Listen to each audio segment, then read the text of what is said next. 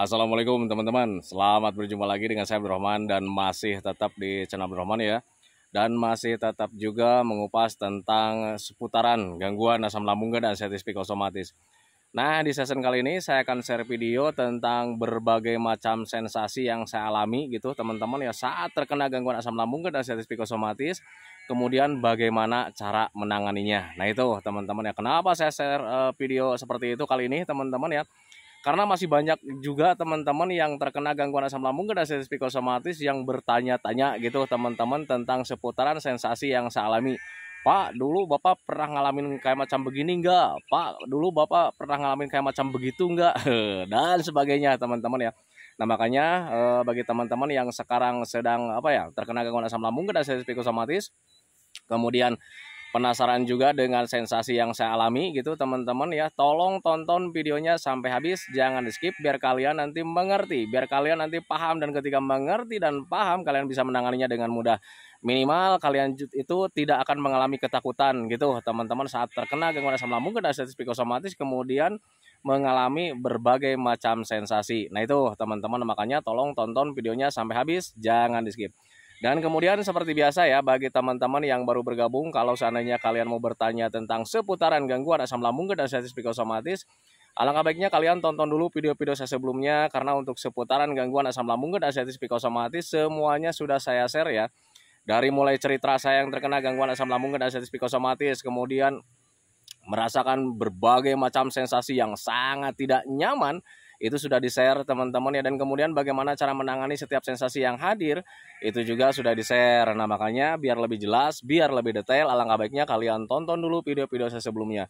Nah itu teman-teman ya. Dan kemudian bagi teman-teman yang baru bergabung juga, seperti biasa juga, kalau seandainya kalian belum subscribe channelnya, mohon videonya itu di subscribe dulu, karena untuk subscribe itu tidak memerlukan biaya, tidak memerlukan pendaftaran. Jadi subscribe itu adalah hal yang sangat mudah sekali bagi teman-teman lakukan ya. Jadi teman-teman itu cukup memijit saja tulisan subscribe, biar kenapa?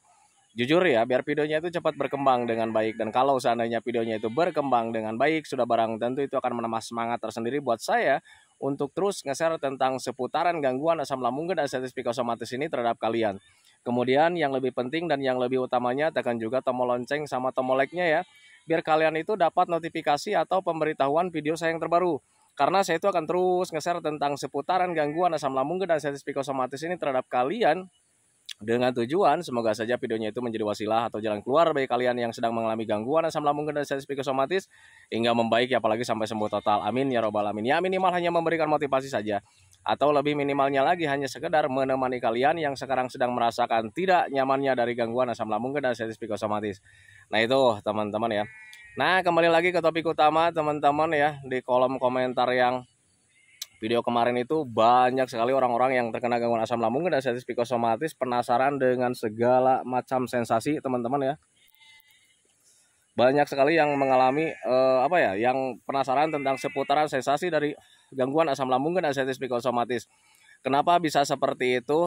Bisa penasaran dengan sensasi-sensasi yang saya alami gitu teman-teman ya, karena ketika dia merasakan, kadang untuk orang-orang yang terkena gangguan asam lambung dan sensitif psikosomatis itu biasanya selalu mencocok-cocokkan gitu teman-teman, selalu menyamakan. Dan kalau seandainya sama dengan orang lain, kadang mempunyai ketenangan tersendiri teman-teman ya. Jujur sepengalaman saya dulu seperti itu. Ketika mendapatkan sensasi yang baru, misalkan sensasi yang belum kita alami gitu teman-teman ya, kadang kita itu selalu bertanya-tanya gitu teman-teman sama orang-orang yang pernah mengalami gitu. Nah, jadi ketika saat terkena gangguan asam lambung dan sensitif psikosomatis kan sensasinya itu sangat banyak sekali ya teman-teman ya. Kadang selalu cari orang-orang yang sudah terkena gangguan asam. Dulu lu ngalamin kayak macam begini enggak? Dulu lu ngalamin kayak macam begitu enggak? Nah, itu teman-teman, sehingga ketika ada jawaban pernah mengalami itu ya, kadang kita penasaran juga bagaimana cara menanganinya. Nah, itu teman-teman ya, karena jujur ya, saat terkena gangguan asam lambung dan sensitif psikosomatis, setiap sensasi yang hadir itu cukup horor teman-teman ya. Kadang kita selalu mengalami ketakutan, takutnya itu merupakan hal yang berbahaya teman-teman ya. Karena ya saat terkena gangguan asam lambung dan sensitif psikosomatis ya, kadang kita itu sifat sensitifnya itu masih besar teman-teman ya.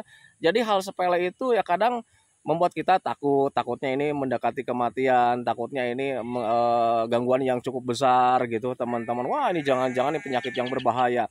wah ini jangan-jangan nih gangguan yang bisa mematikan dan sebagainya. Nah itu teman-teman, padahal ketika sudah memahami bahwa gangguan asam lambung dan sensitif psikosomatis itu tidak berbahaya, ya kadang ketika sensasi hadir itu ya kadang kita itu tidak cemas, tidak was-was, tidak ketakutan teman-teman ya, karena sudah mulai memahami bahwa gangguan asam lambung dan sensitif psikosomatis itu tidak berbahaya. Nah itu teman-teman ya.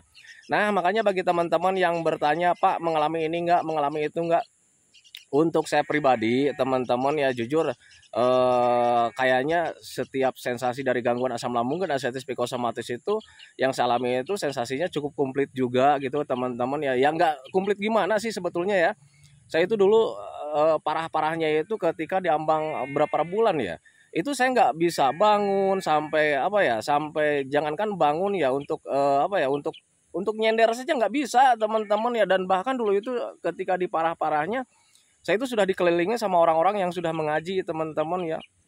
Jadi ketika tertidur kemudian mata melek itu dikelilingi oleh orang-orang yang ngaji yasin teman-teman. Dan bayangkan saja ketika dalam keadaan seperti itu ya apa ya, perasaan saya itu, mental saya itu cukup turun teman-teman ya. Saya shock waktu itu karena mengingat ketika orang sakit dikelilingi banyak yang ngaji itu ya selalu kepikiran kadang nggak selamat teman-teman ya, kadang nggak hidup teman-teman. Nah berpikirnya seperti itu saya waktu itu.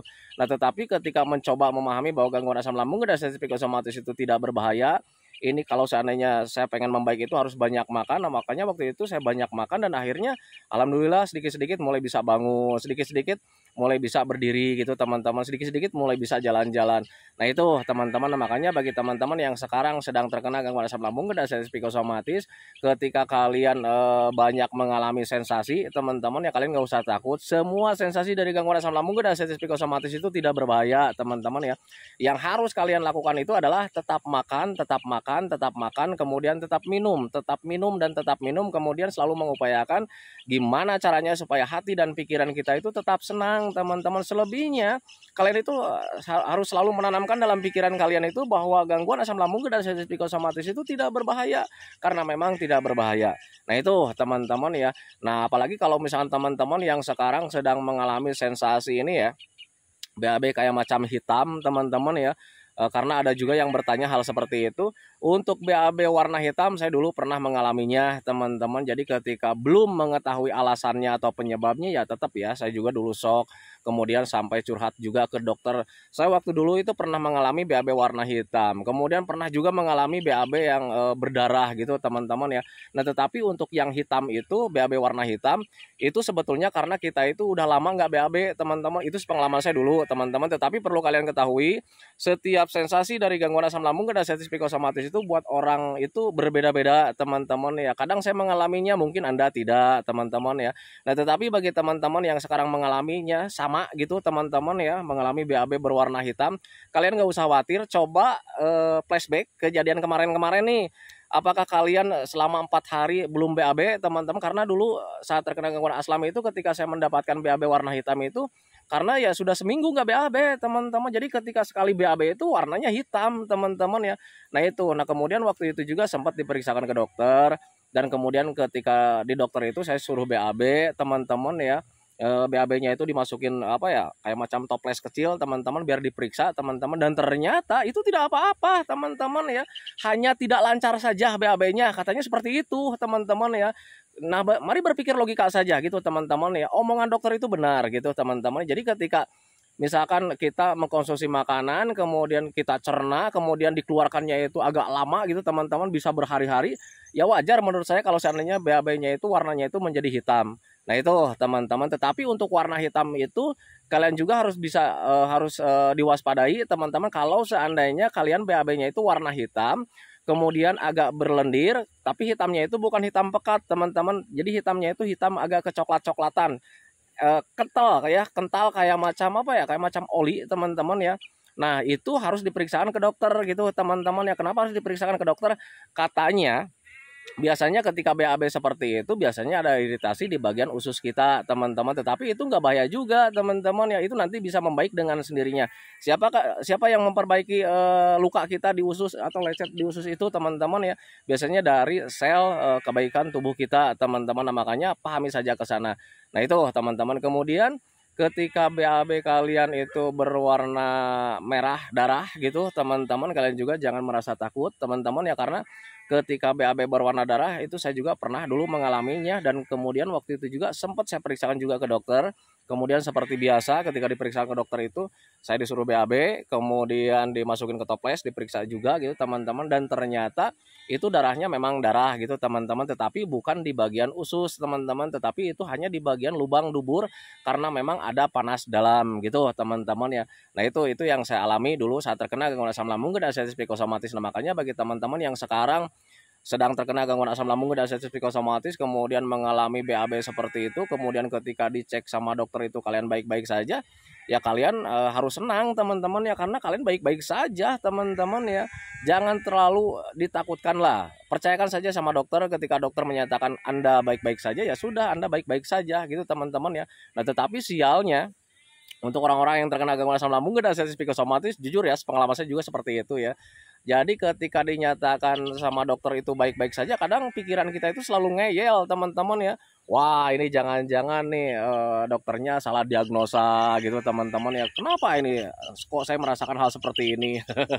Nah itu teman-teman ya, itu salahnya kita teman-teman ya, orang yang terkena anxiety disorder memang seperti itu. Jadi selalu kepikiran lah gitu teman-teman, walaupun sama dokter dikatakan baik-baik saja, tetap aja suka ngeyel, dan itu menjadi pikiran yang sangat besar gitu teman-teman ya. Takutnya ini berbahaya, takutnya ini dokter salah diagnosa gitu teman-teman, takutnya ini menjadikan apa ya, umur itu tidak panjang dan sebagainya. Nah itu teman-teman, dan ketika berpikir seperti itu ya itu menjadi ketakutan tersendiri. Nah itu teman-teman, makanya pahami saja ke sana. Nah kemudian sensasi yang lainnya itu kayak macam kelayangan. Itu kelayangan untuk orang-orang yang terkena gangguan asam lambung dan arteritis psikosomatis itu paling dominan sekali teman-teman, kelayangan, pusing, kemudian sakit-sakit badan ya. Badan itu kayak macam pegel-pegel nggak jelas bagian belakang gitu teman-teman ya. Itu paling dominan untuk orang-orang yang terkena gangguan asam lambung dan arteritis psikosomatis, dan itu tidak berbahaya juga gitu teman-teman ya. Yang harus kalian lakukan itu adalah sering minum, kemudian usahakan rileks, santai, karena biasanya pegal-pegal seperti itu dari penegangan otot, karena kitanya ada stres, terlalu banyak pikiran ke hal-hal negatif teman-teman ya, tentang kematian lah, tentang penyakit berat lah dan sebagainya. Nah itu teman-teman, makanya pahami saja ke sana. Kemudian untuk sensasi apa lagi ya? Sakit perut di bagian kiri dan kanan itu juga saya mengalaminya teman-teman. Jadi sakit perut di bagian kiri dan kanan itu kayak macam mengganjal teman-teman ya. Dan itu rasanya sangat tidak nyaman sekali teman-teman ya. Jadi sulit untuk bergerak, bukan sulit ya.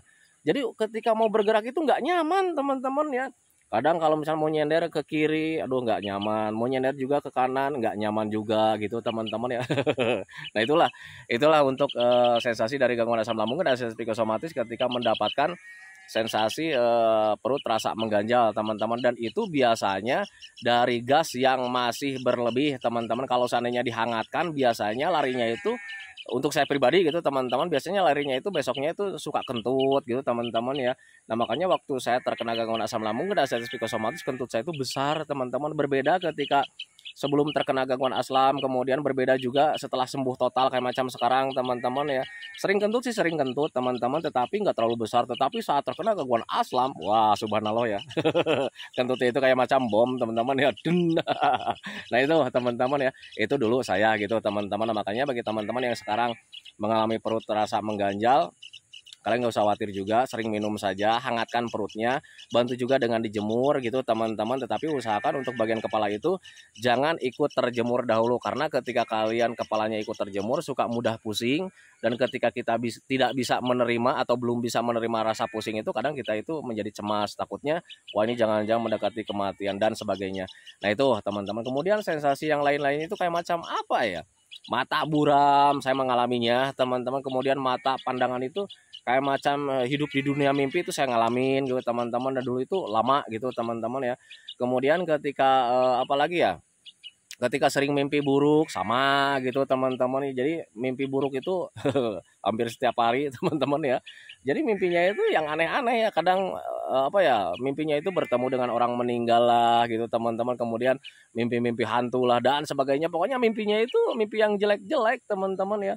Kemudian apalagi ya, pokoknya untuk sensasi dari gangguan asam lambung dan arteritis psikosomatis saya itu komplit teman-teman ya, karena ya sayanya waktu itu ngalamin gangguan asam lambung dan arteritis psikosomatis itu sangat parah teman-teman. Tetapi itu menjadi patokan buat kalian sih sebetulnya teman-teman ya. Kalian yang biasa-biasa saja mungkin kalian itu ya pasti bakalan membaik teman-teman. Saya juga yang parah dulu itu ya bisa membaik teman-teman ya, karena untuk gangguan asam lambung dan sensitif psikosomatis itu tidak berbahaya. Nah itu teman-teman, dan pengalaman saya waktu terkena gangguan asam lambung dan sensitif psikosomatis itu sudah saya ceritakan di video bagian pertama teman-teman ya. Itu saya ceritakan kisah saya waktu pertama kali saat terkena gangguan asam lambung dan sensitif psikosomatis, kemudian bagaimana cara menanganinya step by step gitu teman-teman, dari mulai yang sedang parah, dari mulai yang mau parah-parahnya ketika sampai parah-parahnya, kemudian bagaimana cara bertahapnya untuk perbaikan, itu sudah saya ceritakan di video-video yang terdahulu teman-teman ya. Nah makanya bagi teman-teman yang penasaran, tengoklah gitu teman-teman ya video saya yang terdahulu teman-teman ya. Dan kemudian kenapa saya jelaskan hal seperti itu, gangguan asam lambung dan sensitif psikosomatis ini terhadap kalian, karena jujur ya saya itu ingin membantu kalian saat terkena gangguan asam lambung dan sensitif psikosomatis, biar kalian itu tidak mengalami terlalu takut tentang seputaran gangguan asam lambung dan sensitif psikosomatis teman-teman ya. Karena jujur ketika tidak memahami tentang seputaran gangguan asam lambung dan sensitif psikosomatis ya, kadang kita itu merasa ketakutannya itu sangat besar, kemudian rasanya juga sangat besar teman-teman. Tetapi berbeda ketika kalian diedukasi gitu teman-teman, termasuk saya dulu juga gitu sama teman-teman ya, ketika diedukasi oleh orang-orang yang sudah membaik itu ya kadang mempunyai rasa nyaman, kemudian bisa menanganinya juga dengan mudah, dengan sederhana teman-teman ya. Nah itu, nah makanya tetap saya share video-video tentang seputaran gangguan asam lambung dan sensitif psikosomatis. Nah itu teman-teman ya. Nah kemudian sensasi yang lainnya itu kayak macam apa ya?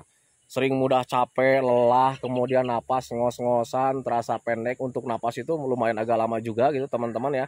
Karena untuk napas itu bisa karena apa ya, efek cemas, bisa karena mungkin kitanya sedang panas dalam, jadi dada itu agak berat gitu teman-teman ya.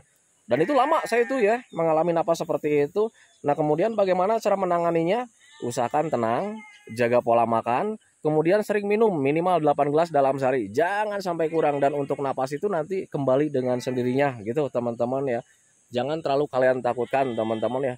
Untuk seputaran gangguan asam lambung dan sensitif psikosomatis, jangan pernah kalian takutkan teman-teman ya. Kalau seandainya kalian pusing memahami tentang apa ya, tentang seputaran gangguan asam lambung, kemudian pusing juga, sulit juga untuk mengerti tentang seputaran gangguan asam lambung dan sensitif psikosomatis, kalian gak usah memahami, kalian gak usah mengerti teman-teman. Yang penting kalian sudah tahu bahwa gangguan asam lambung dan sensitif psikosomatis itu tidak berbahaya. Kemudian kalian konsisten dengan metodenya teman-teman yang menjaga pola makan, menjaga pola hidup, menjaga pola pikir, kemudian selalu mengupayakan gimana caranya supaya hati dan pikiran kita itu tetap senang, kemudian rajin olahraga juga, jalan-jalan gitu teman-teman ya. Kalian bakalan membaik teman-teman ya. Nah, tetapi kalau misalnya kalian bertanya juga, Pak saya itu malas untuk olahraga, Pak saya itu malas untuk menjaga makan, Pak saya itu malas juga untuk menjaga pola-polanya gitu teman-teman ya, apakah bisa membaik? Bakalan teman-teman ya.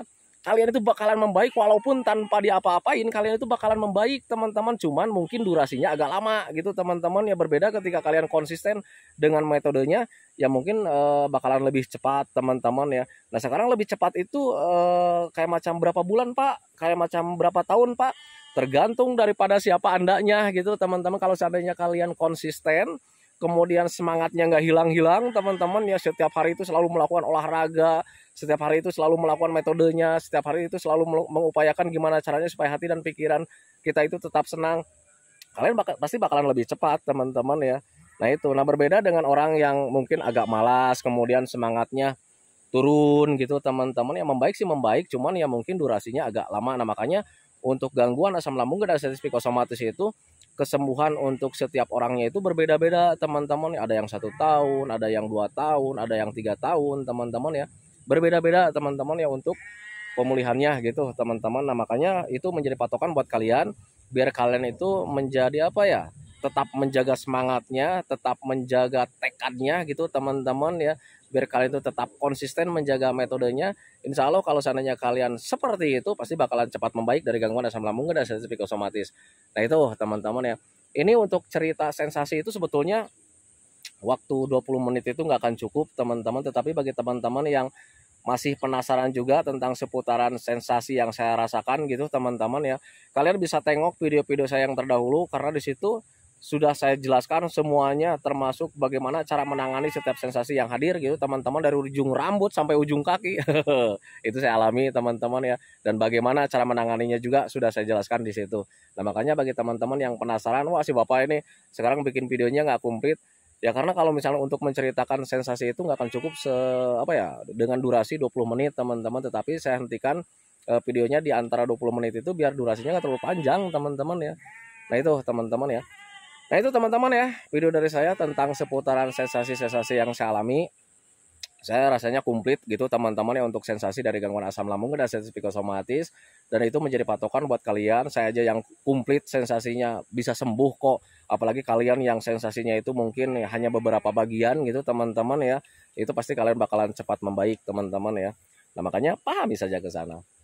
Nah itu teman-teman ya, karena sekarang itu udah sore, udah sekitar jam 4, sengaja saya hentikan dulu pekerjaan saya jadi karena biar nyaman lah bikin videonya teman-teman ya. Dan ini pekerjaan saya itu sekarang udah mulai agak rampung, dindingnya udah diberesin barusan. Dan barusan itu saya ngerjain ini, bikin kolam yang di atas. Nah kalau kolam yang di bawah udah beres nih teman-teman ya. Ya biarin lah kelanjutannya, lihat-lihat kegiatan saya teman-teman ya, semoga saja menjadi hiburan buat kalian. Lihat-lihat kegiatan Abdurrahman nih. Nah ini kolam yang ini kan udah beres nih ya. Nah sekarang saya lari ke sini nih, tadi dari pagi itu beresin ini nih, nyangkul di bagian atas ini nih teman-teman ya.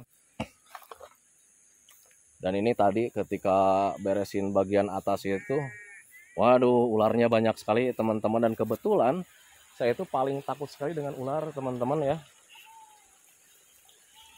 Nah ini nih rencana mau bikin kolam lagi. Nah ini nih teman-teman ya, rencana mau dibikin kolam lagi. Itu kolam yang di sini cuman paling meter L sama ke sana teman-teman ya. Dan di sini kebetulan airnya bagus sekali.